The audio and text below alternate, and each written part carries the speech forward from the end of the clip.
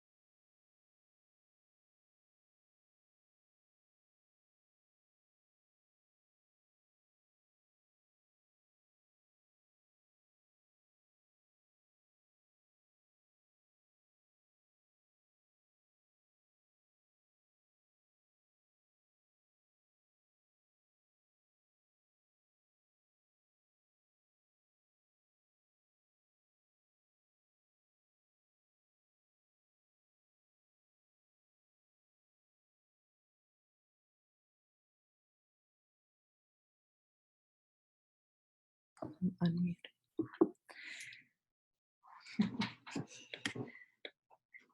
Yay. Hey everyone, it's good to have you on. I have just muted and turned off videos for now, just so everyone can see our lovely presenters here. But I'm Mac Hamilton. Thank you so much for joining us. I'm with STAND, the student-led movement to end mass atrocities. And as you know, we are joined today by Kate Gould, who is the Legislative Director for Middle East Policy at the Friends Committee for National Legislation. And we also have Kate Kizer here, who's the Policy Director at Win Without War. And we have this webinar co-hosted by several different organizations from all across the political spectrum, which we're very excited about. So we're hosting here today with FCNL, with Win Without War, of course, with Indivisible, the Yemen Peace Project, the Campaign for Liberty, the Libertarian Institute, Just Foreign Policy, Common Defense, Freedom Forward, Antiwar.com, Move On, and Peace Action. So quite a wonderful group of people. We're so excited. And as the Kates will talk to us about, we are very excited about the dropping of a new piece of legislation to end the U.S. role in atrocities in Yemen. So I'm going to mute myself and hand it over to the Kates. We'll do some Q&A at the end. So if you have questions throughout the webinar, feel free to open your chat box. If you toggle over the video screen, you should see a place that says chat. So just click there and then you can ask any questions that you have throughout the webinar, and I will field those at the end to our presenters. So. All right, great. All right, thank you, Mac. And, I'm muting. Okay. Oops, sorry. Apologies for that. Okay. All right. Well, thank you, Mac, and thank you all the STAND activists out there and fellow travelers. Really exciting to have this opportunity tonight to talk with you about this very big news. Mac mentioned that there's a broad coalition of organizations that have co-sponsored the webinar tonight. And this broad coalition has also been working for so long with all of you. I know that many of you tuning in tonight really made this news happen. So the reason why we have this exciting news is because there's been so much grassroots engagement on Yemen. And that news is that, yes, this week, Senators Sanders and Lee have introduced legislation to end U.S. military involvement in the Saudi-led war in Yemen, which has plunged the country into the world's largest humanitarian crisis. This is really historic legislation. It is, bipartisan legislation. It's the first of its kind to ever force a vote in the Senate on withdrawing U.S. armed forces from an unauthorized war. So even though this war has been going on for nearly 3 years, March marks the 3rd anniversary of this devastating war, and a famine-inducing war, that it has never actually been authorized by Congress. Congress has never taken a vote on it. And so they've never taken a vote on whether or not to, approve sending U.S. forces. So this is legislation that invokes what's called the War Powers Resolution to force that kind of vote. So this legislation was introduced, and then unlike most legislation introduced in Congress, it's actually guaranteed a vote. And so we expect that vote to happen as early as next week, next Friday on March 9th. And so that's why we're just really excited that all of you are joining us tonight, because we really need your help. It's really, it's exciting that there's been so much support already. So it's already, Sanders and Lee and Murphy have introduced the legislation, and then Senators Booker and Warren and Durbin have signed onto it as well. And we want to get all of your senators onto, and we want them to also to vote with us on finally ending the U.S. complicity in this horrific war. So I'll let Kate talk a little more about that, about the U.S. role in this war. And we're going to talk tonight about just how you can get involved and how you can really make a difference in these coming days. Thanks, Kate. Hi, guys. I'm the other Kate. I'm the policy director at Win Without War. We're an organization that works to build a more progressive U.S. national security strategy and foreign policy to build a more constructive world and U.S. engagement in the world. And part of my job is really about democratizing foreign policy, and this is a key opportunity for us all to weigh in on our foreign policy making process and also rein in the kind of cycle of endless global wars that we've seen for the last 18, 17 years at this point. So this war in Yemen the civil war began in the fall of 2014.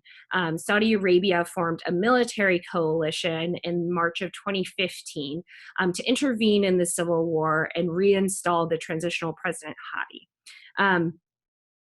From the get-go, the U.S. has supported this intervention into the civil war. It was first started under President Obama, and it was never debated or authorized by Congress. It was largely done without any transparency as to what the U.S. role was, what it was we were actually providing.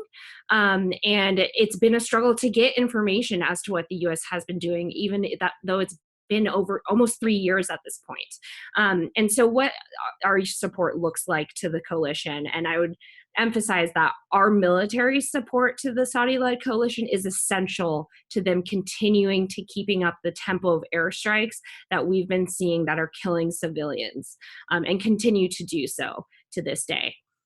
So since March 2015, the U.S. has provided mid-air refueling to Saudi-led coalition jets. So basically what that means is the U.S. is operating a big gas station in the sky. Saudi-led coalition jets fly up, ask to be refueled, and then they don't even have to land, and then they go back and bomb Yemen. Now, there's been members of Congress for over a year at this point asking for transparency from the DoD. Are we vetting those missions? How do you get these requests? Do they tell you where they're going? Do you what your targets is? And DoD CENTCOM, which is the part of the U.S. Pentagon that basically handles operations in Yemen, has said, no, they just call us and we just give them fuel. There's no questions asked by the executive branch here on what the conduct of this war is, which is really, really terrifying. The other main aspect of U.S. support for the coalition in terms of military support is what's called targeting intelligence. And what that is essentially the U.S. is providing intelligence and other targeting assistance so the Saudi-led coalition can carry out airstrikes on certain targets in Yemen. So it's unclear how much we're involved in that targeting assistance. Part of that is also U.S. military personnel are involved in a joint command center in Saudi Arabia where the strikes are actually conducted from and targeted from. So it's a pretty clear line of U.S. complicity for these unlawful airstrikes that we've been seeing. And it's really concerning because essentially we're putting our troops kind of on the line for a war that is not really related to our interests. It's never been debated by the American public, never been debated by Congress, who's supposed to authorize war, is the only body who can.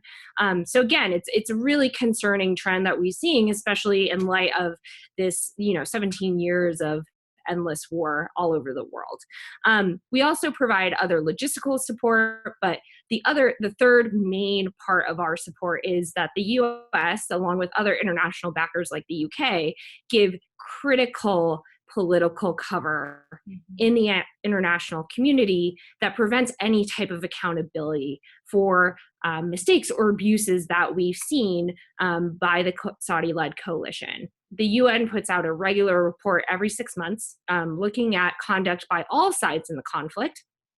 It's a very complicated conflict. All parties to the conflict are guilty of potential war crimes.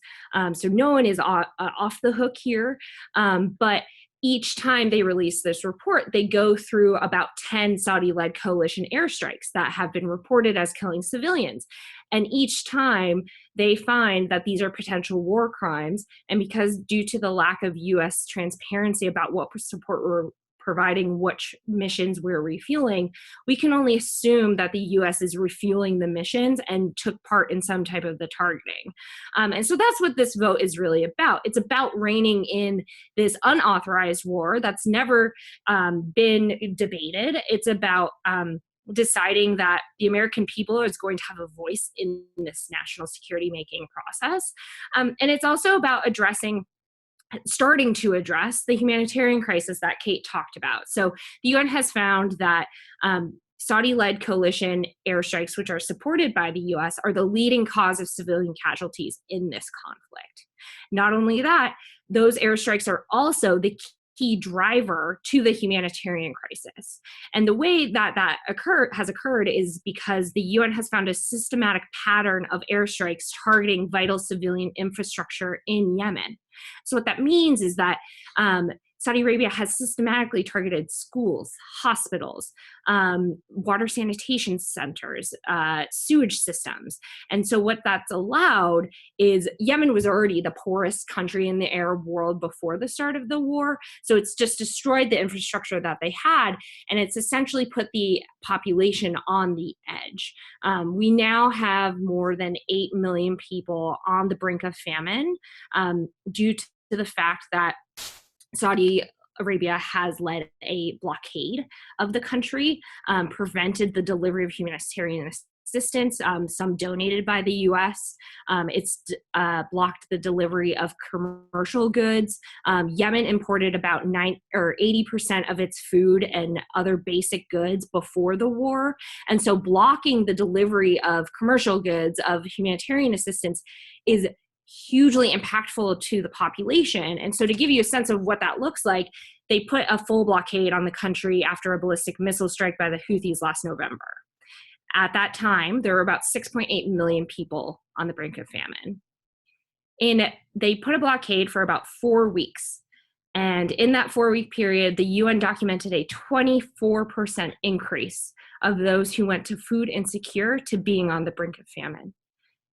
That went from 6.8 million people to 8.4 million people in a matter of weeks. So ending this war is really critical because international humanitarian organizations have repeatedly stated, as well as the UN, that you cannot address the suffering of the Yemeni people without actually ending the war. And because Saudi Arabia relies on the backing of the US, both militarily and politically, to continue this campaign, and Trump has really green-lighted a military-only course to this conflict that will only see more killing and more bombs being dropped and more famine, that withdrawing US military support could send a really, really huge signal to Saudi Arabia that needs to think about ending this intervention and actually move to the negotiating table. But until that calculus changes, they won't do that. And so that's why this bill is so important, because Congress can send that message to Saudi Arabia that enough is enough and they will not stand by. Yeah, so nowhere in the world right now is there a place where the U.S. has more leverage to stop more people from starving to death. And that's what this is really about. And now, you don't need to know all these facts and figures, that Kate just outlined, in order to engage and to really make a difference and to help this effort along that has the potential to stop millions of people from starving to death. Everybody can call their members of Congress, and there's we've set up all of our groups that Mac mentioned. We're all working together to make sure that it's easy for you to take action and to do it really quickly, even when you have full-time jobs and go to school and do all your other things, and you don't have a lot of time to put in this issue. Just a few simple actions that you take can really make a difference, and especially in this particular time in the next coming days and weeks ahead. So we need, one way that you can really make a difference is by emailing and calling Congress. So you can go to stopwarus.org. And if you go to that joint petition site, then you'll see it's really easy for you to just put in your information, and then you can send a quick message to your senators and urge them to sign on to this legislation. And then once you do that, then you'll get instructions on how you can make a call to Congress. And there's a great calling tool where you'll hear Kate's voice and giving you the simple talking points for you to just call your senators and urge them to sign on to S.J.Res 54. I don't think we mentioned the bill number yet. So it's S.J.Res 54. Or the Sanders-Lee resolution. It's against Senator Bernie Sanders and Mike Lee, who have been the originals on this. And from there, you can make a call to Congress, call your senators' offices and just urge them to support this legislation, to vote in support of it when it comes to the floor in the coming days. And that's makes a huge difference. We've heard that there's already been more than 1,000 calls today. Yeah, almost 1,500. Yeah, 1,500 calls in one day. So they're hearing from you all. Please keep up the momentum. They definitely take notice when we're, Kate and I and Mac are on the Hill and we're talking to Senate offices. They tell us about that. We heard from one office today that they weren't getting calls and they wanted to get calls. They wanted to know that people were hearing about this legislation and they cared about it in their home state. So it really makes a difference, and we can bring that information when we're going to talk to them directly.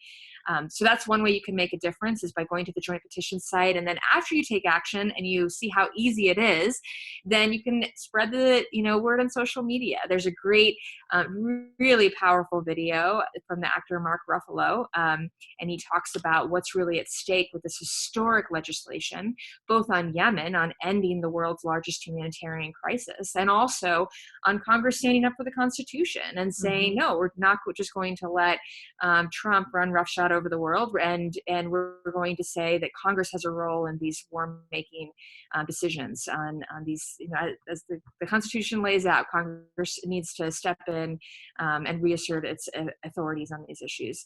And that's important for the world over.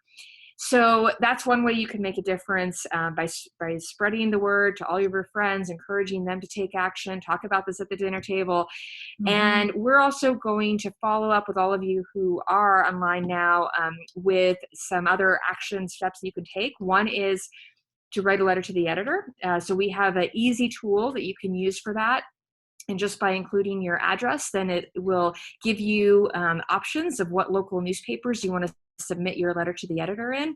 We would love it if you could do that actually this weekend or as soon as possible, because that way it can be published next week, and the vote could happen again, as early as Friday, March 9th. So the sooner, the better. Yes. And it's a great way, it's a very powerful way to get the attention of your senators that, especially if you name your senators and include their name in the letter, then that's a way that often, when senators are tracking, when their staff are tracking the media that comes through in the local newspapers, they track it every morning, and they track it for small newspapers, big newspapers in their state, and they actually often hand that to the senator themselves as they're making these decisions. So that's a great way to show that you really care about this issue. It's a way to automatically connect with your senator, and also to communicate with your neighbors and other people in your community, because it's often the most well-read section of the newspaper.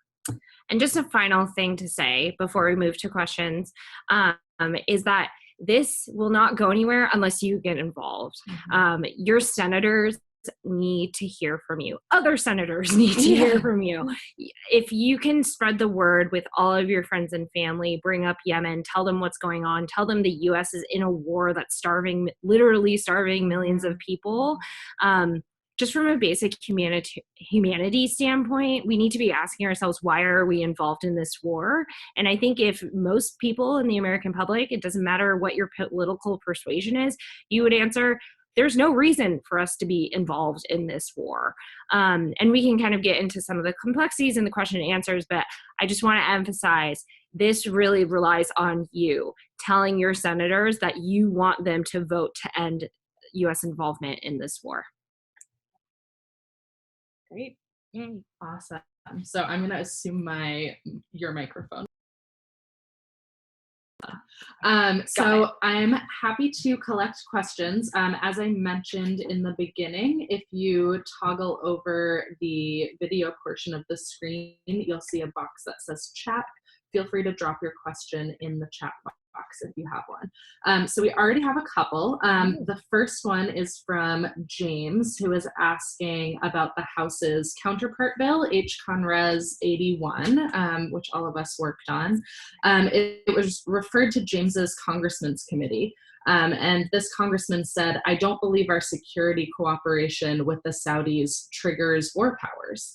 So what's your response to that? And are there resources that explain how the War Powers Resolution applies to this legislation? Sure thing.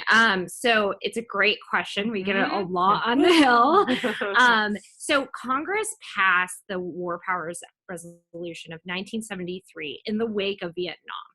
And if you look at the way that Vietnam started, it didn't start with a big military footprint or boots on the ground necessarily. It started with John F. Kennedy sending advisors to the South Vietnamese government.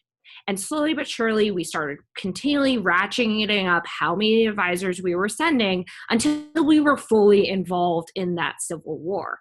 And so they basically passed it so they could prevent such a situation from happening again. And so that's why in the law, in Section 8C of the War Powers Resolution Act or Resolution of 1973, it defines what the introduction of armed forces is. And it, has the typical definition of boots on the ground when U.S. forces are deployed to engage in hostilities. But it also has a secondary definition that most people are not aware of that basically says it also applies and requires an authorization from Congress when the U.S. puts U.S. military personnel in a position where they are participating or assisting in the movement of or coordination of foreign forces who are involved in hostilities or imminently involved in hostilities. And so just by a plain reading of the statute, that absolutely applies to what we're doing for the Saudis. We are giving them fuel when they come off of the battlefield so then that they can then return to the battlefield. So we are participating in their movement in that way. We also provide coordinates for where their planes should go to launch strikes. And so we are essentially literally coordinating their targeting for them so we can tell them where to go. And so, there's every president almost since this law was passed has said it's unconstitutional. They have the right to launch these wars. So we are always going to face that argument. But it's pretty clear that this law applies. Keep in mind that Obama also abused this law, to be quite frank. He tried to define him doing airstrikes in Libya, not also as hostilities. So they will try to bend this in any way that they see is to their benefit. We're happy to share resources on that, but it's pretty clear from what we've been doing and the situation that is going on in Yemen and how we're helping them that absolutely does apply. Yeah. And even Congressman Adam Smith, who's the ranking member or second member of the House Armed Services Committee, signed on to co-sponsor H.Con. Res. 81 because he not only believes it applies, but he also believes that the U.S. should not be involved in this unauthorized war. Mm-hmm. And we will follow up in our follow-up materials, follow-up email. We will include a one-pager that includes information specifically on the War Powers Resolution that Kate outlined. But yeah, I would encourage everybody to read the War Powers Resolution, especially Section 8C. Yes. It's really interesting how broad it is. And we've definitely gone into congressional offices and had members of Congress and staff say, I never saw that part before, Totally. Because it's language about coordinating, accompaniment, anything like that of foreign forces is included under the War Powers Resolution. And so the final thing I would add is probably your congressman is scared because he does not want this. The U.S. does this all over the world. And so if we start letting it be the law actually dictate how we wage our wars, then we will have to scale back our military adventures abroad. And some members of Congress don't like that. But it's our job as the American people, who they represent, to tell them exactly what we want them to do. And in this case, we just want them to follow the law. Great. So we have 2 more questions thus far. Please keep typing and asking your questions. So I'm going to ask these 2 together. So the first one is, what is the opposition to this resolution? So both who is likely to oppose it and why are they likely to oppose it? And then the second question is, what senators are top targets? And beyond our own senators, what states need the most constituent engagement? Such good questions, everyone. So in terms of the opposition to the resolution, it's varied depending on the audience you're talking to. So the Department of Defense opposes this bill because it would seek to rein in their authority to declare war, which they don't have. So they don't like it for that reason, because they want to keep conducting business as usual and not have Congress play a role in the debate over war making.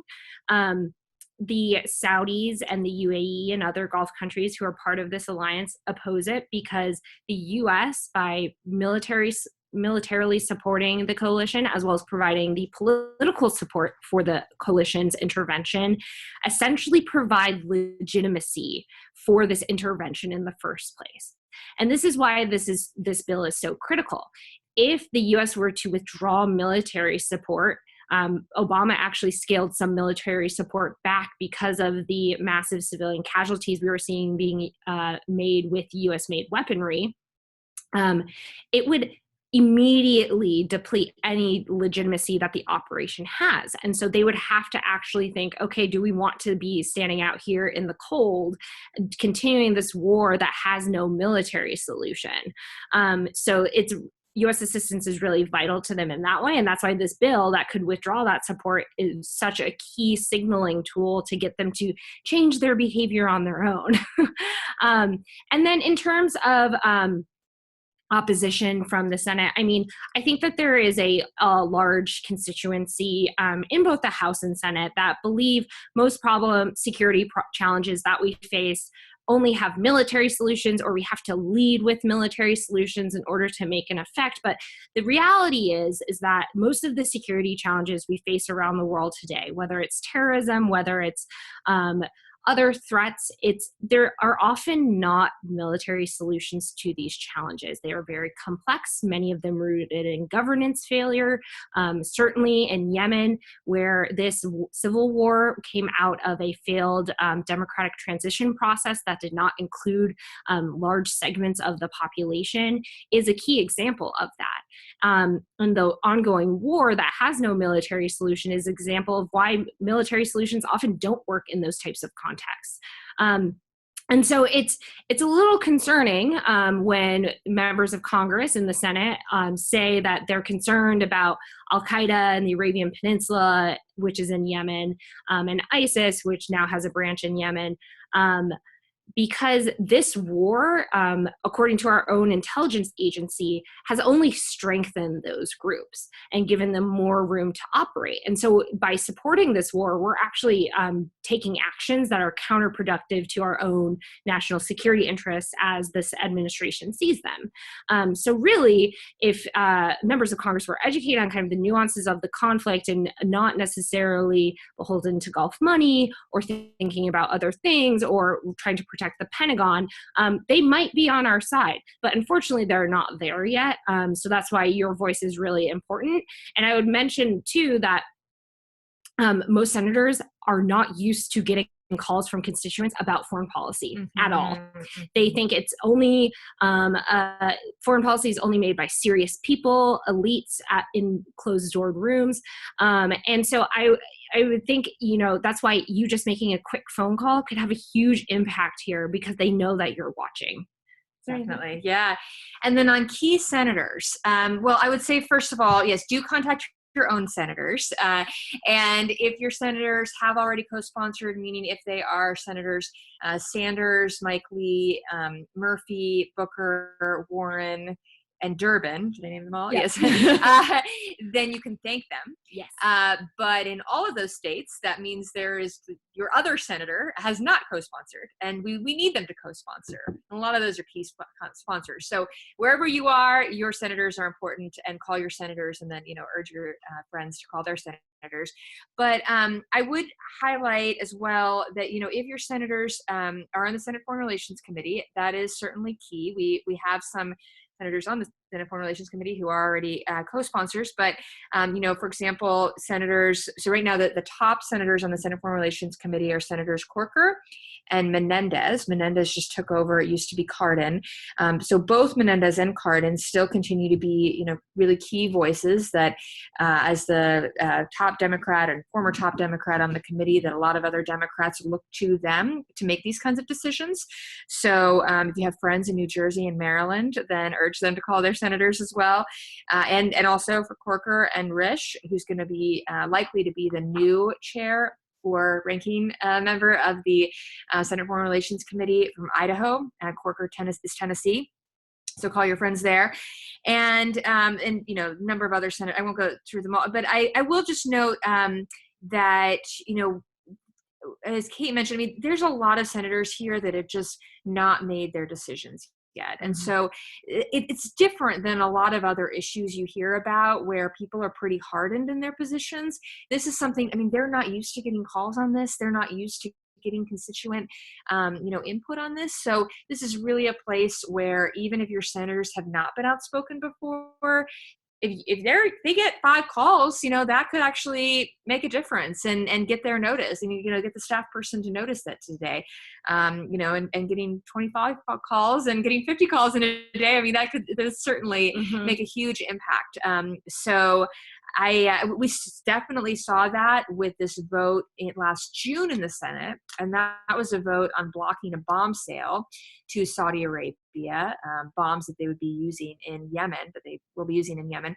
And we didn't pass it, but came very close. 47 senators voted to block that bomb sale. And we continue to hear that a lot of those senators made their decision really last minute. So constituent input can really have an impact, particularly on an issue like this. And I would also say, Republicans are also on the fence here. It's not just Democrats. With that bomb sale that Kate was just talking about, we met with a lot of Republican offices afterwards, and they were like, it was such a hard vote. We were on the fence. We didn't know what to do. And so this is another opportunity, and things have only gotten worse, for them to make the right decision. So we can send a target list for folks. But I would say plow through your senators, get all your friends and family to call them, and then worry about those other targets. Because even though you're not a constituent, those calls still matter, because it's just a matter of them knowing that the public is out there too. Great. We have a question about whether Menendez has co-sponsored, and he has not yet. So he has if not. you are in no. New Jersey or have friends in New Jersey, he is a key. Call Menendez. So please do call Menendez. Another question we have is whether the new resolution asks solely for U.S. retreat from the conflict, or if it also addresses the need for humanitarian aid in Yemen. So this bill is written specifically so it's guaranteed a vote on the floor. So they couldn't put every aspect of what U.S. policy should be for Yemen in the bill text. But I can say that the American people are quite generous, especially with humanitarian crises. The U.S. is the largest humanitarian donor of aid to Yemen. Now, whether it can get into the country is another matter. But that has continued even under Trump, which is good.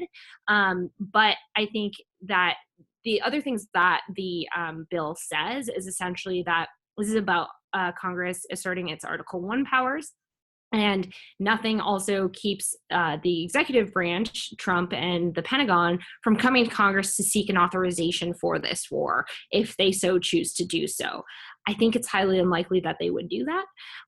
But essentially that is there. So it's not just a blanket ban, which could worry some senators if things were to change in some theoretical world in the future. And the other thing to note too is that the bill does not, or the legislation does not end U.S. counterterrorism operations in Yemen, which is important to note to senators, so it won't get rid of what we're doing under the 2001 AUMF, which Kate and I both support a new AUMF because we think that is overly expansive. It's been abused, but that's a different conversation.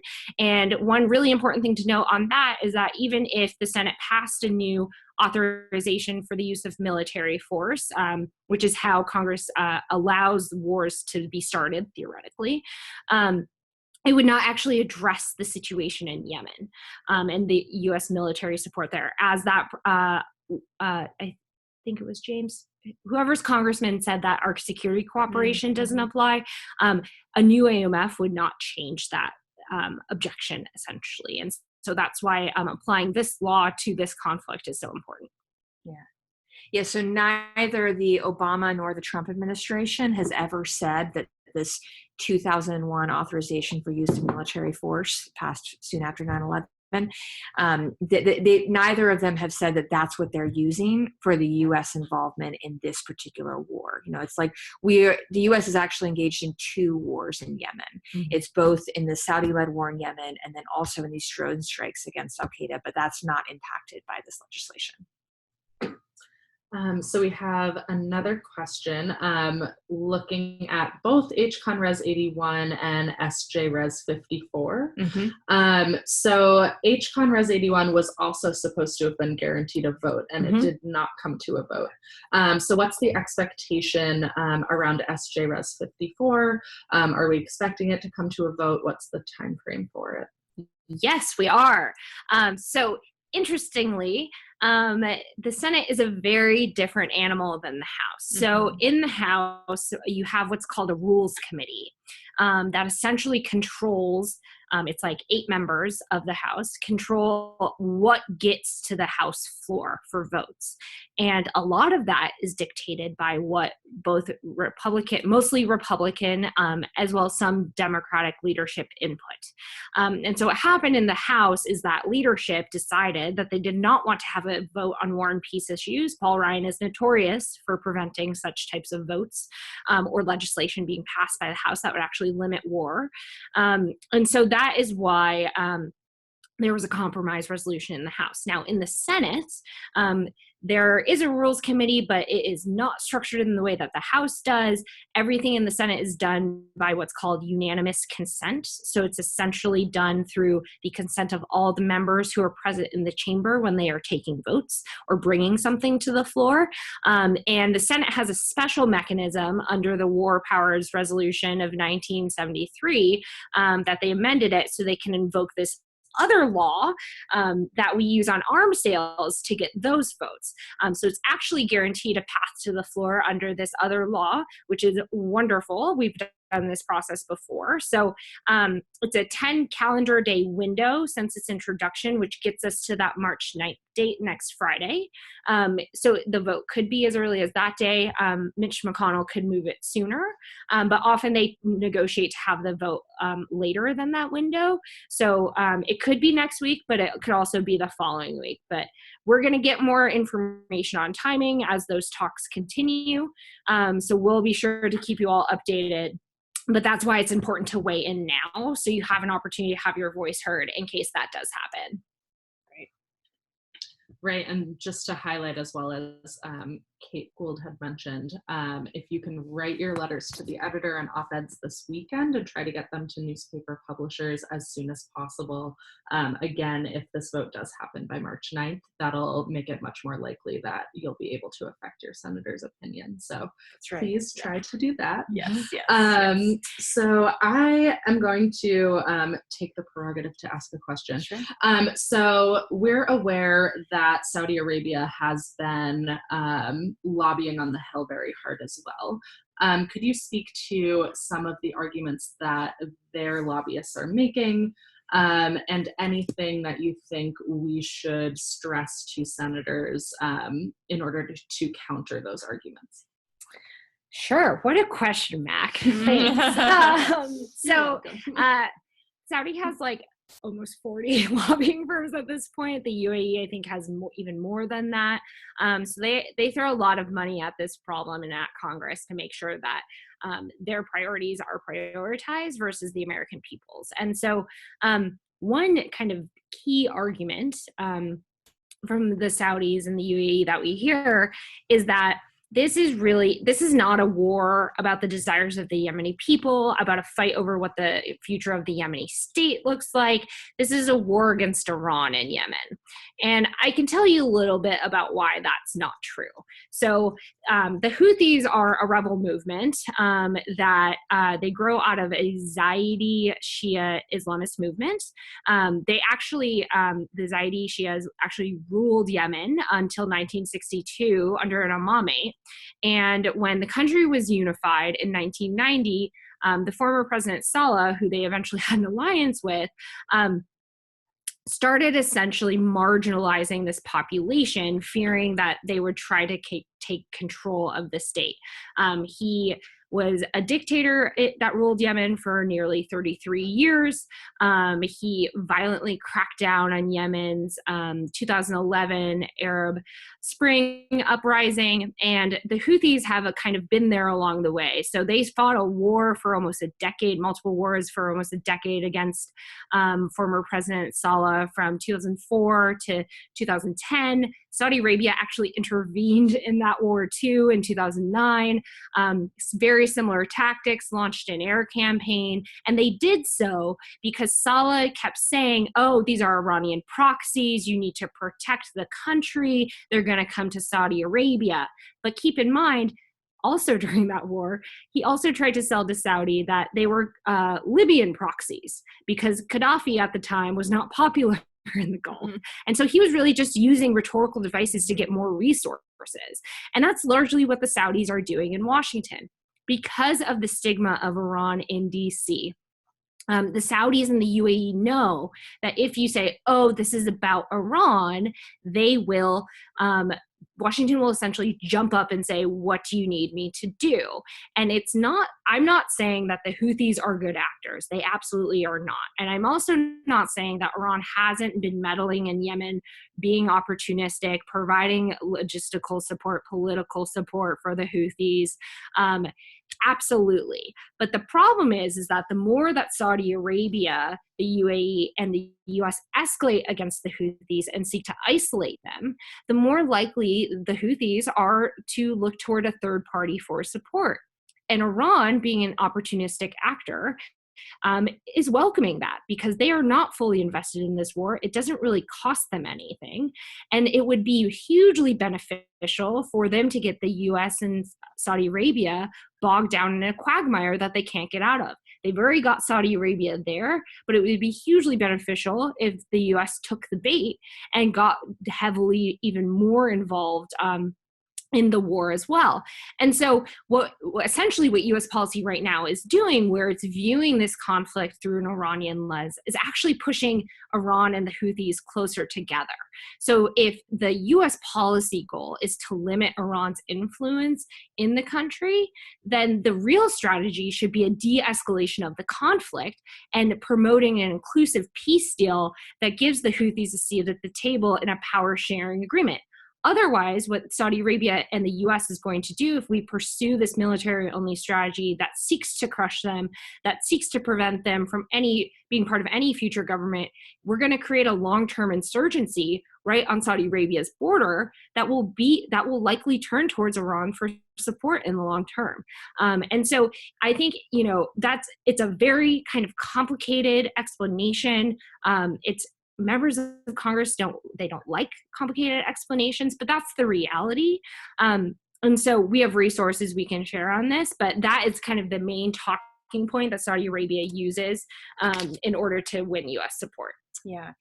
So we'll include in this follow-up email, we put together a one-pager that includes quotes from people, experts at think tanks, both right-leaning and left-leaning and in between, who make this point that Kate is making, that look, the longer this war goes on, the more that actually emboldens Iranian hardliners and as well as Al-Qaeda. So it pushes back on the kind of talking points that they will hear from these well-financed Saudi lobbyists. But again, I would just stress, don't be scared off by this. You don't need to be an expert on all of this. You can just give them the one pager. You can give them the one pager, exactly. And, there are various people who are kind of making the rounds to talk to, all of us and others who are making the rounds to make these points. But what we need more of are for them to hear from constituents, for them to hear from all of you that you care about this. If they ask a question that you don't know the answer to, you can say, I don't know, and you can, follow up with us, and we're happy to help. But the most important thing is they hear that you care about this, that, they hear that, no, this is not just people in DC care about. This is something that people in their home states actually care about, that they don't want to see their senators be part of, and their government be part of actively, literally fueling the world's largest humanitarian crisis. Mm-hmm. Exactly right. So I'm going to ask one more question, and then we're going to just reiterate some of the action items that you guys can take after this call. So Ethan asked a really good question.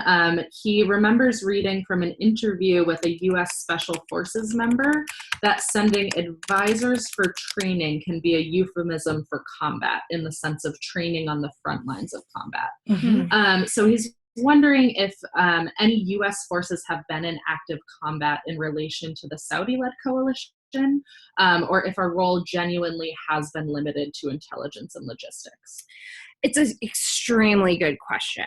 And I would say that due to the lack of transparency and the secrecy that DoD or the Pentagon has maintained over this war, we can't really know. Even members of Congress have written letters, tried to pass legislation, just asking for transparency in briefings, and they don't get answers. And so it's really concerning, and to me is a little fishy when the Pentagon won't actually say what we're doing. And I think you're totally right that with these training operations, as we saw in the case of Niger, they can quickly become combat situations where our troops are on the line and no one knows theoretically that they're even there. And so there has been talk in the past by the Trump administration of escalating U.S. involvement. Unclear what that exactly means. It could be drone strikes directly against the Houthis. It could be boots on the ground. We don't know. And so I think it's important to be aware that part of this is about getting more information and demanding that you have not supplied this information. So we need to end our involvement. And again, this is about Congress debating this war and the fact that it's unauthorized.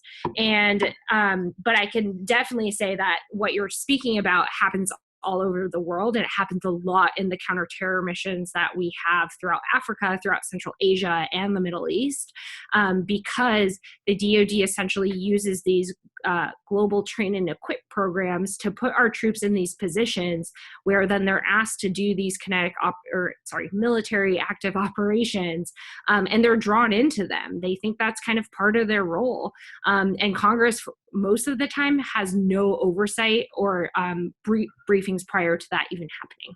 Mm-hmm.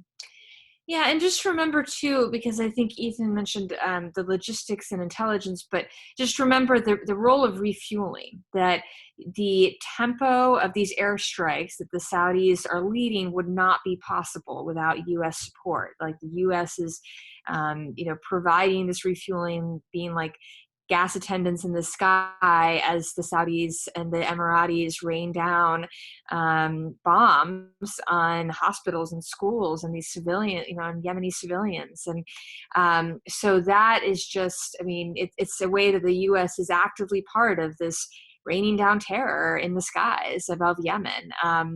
So in addition to, I guess, what we don't know, and that's why, this legislation is so important, that it would end all of that. It would end U.S. complicity in the war. And just a final answer to that is that obviously the U.S. is flying these tanker planes to go and refuel these jets. And one thing to keep in mind is that the Houthis are launching, they've taken over many of the arms depots in Yemen. Yemen is the most well-armed country in the world, even prior to the war, had 40 to 60 million estimated weapons. And so they took over actually a lot of U.S. weapon caches that were sold to the previous government. And so we started to see, as well as our own engineering, launching more ballistic missiles, using this technology to launch other strikes. And so with that escalating activity, it also calls into question if a U.S. tanker could be shot down. Mm-hmm. They're actively helping the Saudis wage this war. Why wouldn't we become a target? When you talk to Yemenis on the ground, they ask, why is the U.S. bombing us in addition to Saudi Arabia? So the Yemeni people are pretty aware of the U.S. involvement, and they see us as being intimately involved in this war. Right. And those are U.S. pilots that are doing this refueling, fueling the U.S.-made bomber jets under the control of the Saudis and Emiratis, and then dropping U.S.-made bombs. And so, yeah, U.S. complicity is all over the place. Great. So I would love to just wrap us up with a reminder of the types of actions that you all can take. We also will, of course, as we've mentioned, be following up with all of you via email. We should have your contact information from your RSVP to the webinar, but if you are on the webinar and you weren't able to RSVP, I'll drop the link in the chat box so that you can put your email in there and we can follow up with you. But please let us all know what we can do tonight and tomorrow and into next week in order to make a difference. So yes, go to stopthewar.us. You can sign a petition there. And then it'll take you to this really awesome call tool. And I'm not just saying it because we helped create it, but it's because when you basically put in your zip code and your phone number, and this tool calls you, a script pops up on the screen and it connects you automatically with your senators. And what it does is it chains together calls. So you don't even have to hang up the phone to call your second senator. It'll do it for you. And then if you want to stay on the line and make more calls, it'll then send you to other senators who are on our target list. So it makes it extremely easy to get in contact with all of these various senators that we've been talking about. You really don't even have to think about it. Yep. And then we're also going to send you the link for sending a letter to the editor. Please do so, and please do it as soon as you can. We already have all the talking points set up, and it makes this tool that we have makes it so easy for you to just put in your address, and then you'll automatically get this list of the local newspapers in your area, and then you can just click on them, and you can automatically submit your letters. Multiple, you can submit one letter to multiple newspapers at the same time. That increases your chance of publication. And then when your letters are published, as I'm sure many of you will write letters and get them published, then we can actually bring them in to these meetings that we have when we meet with senators and their staff and highlight it for them. And people in DC get so excited. They do. Some staffers like put the letters on their wall, and they love it. So you can write a letter to the editor. We have more resources at scnl.org on that. But yeah, this joint petition site has just a ton of resource. The incredible Mark Ruffalo video that you can share with family and friends who may have never heard of Yemen in their life. And this is your opportunity to educate them. Everybody wants to make a difference. Everybody wants to stop people from starving to death. And this is the simplest way to do that, really. So you can call, email your senators, write a letter to the editor, and then we'll also include information if you want to go take the next step and set up a meeting with your congressional office, with your senator's office, and you can meet with their staff, and that'll be really important to continue engaging on this. Right now we're putting everything into this legislation, into this vote coming up. It'll also be important to continue the conversation, to even set up meetings now, because in fact, often we've seen that it makes a big difference if you set up meetings before the vote, because then they know they're going to have to meet with you after the vote. Yep. And you're going to respond to however they vote. You're going to thank them a ton if they vote the right way, but you're not going to be happy if they don't vote the right way. So this is the time to actually request meetings, and you can say, we'd like to talk with you about this bill. Maybe it'll be voted on by then. So we'll send you more information on that. But the key part is really about whatever you can do to help develop a relationship with your senator's office and just spread the word. We have tons of great resources out there, and you'll learn a lot from it and play an important role in helping to stop people from starving to death. Yeah, and we're not going to stop until this war is over. It's not just about ending U.S. military support. It's about pushing the U.S. to actually lead a diplomatic solution to this war. actually putting the Yemeni people's desires and needs first in their future government, helping them rebuild their country. So there's going to be tons of opportunities for you to engage on this. So definitely start building that relationship now, start educating your friends and family, because this is not necessarily something that's going to be resolved once in 1 week. And we need long-term public engagement in order to make a difference. Perfect. Well, I'm going to thank everyone. So thank you to Thank our you all. guests, Kate and Kate, for being here and for educating us all. Thanks to everyone who came out, who asked questions, and we will be following up with all of you first thing in the morning with these resources that we've mentioned. So thank you again, and have a lovely night, everyone. Thank you, everyone. Bye. Thanks for all you're doing. Seriously. Good night. Bye. Good night.